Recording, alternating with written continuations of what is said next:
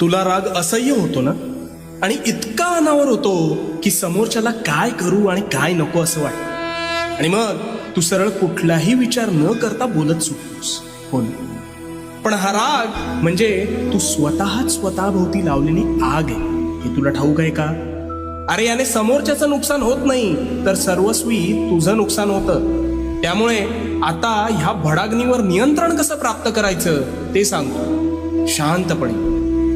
तू रागात असतोस त्यावेळी तू सर्वात अविचारी असतोस, म्हणून तू त्या आवेशात हवं नको ते बोलतोस, आणि बोललेला शब्द हा कधीच परत घेता येत नाही.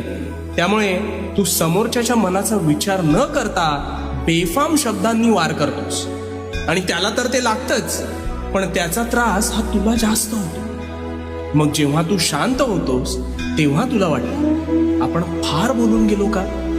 हो,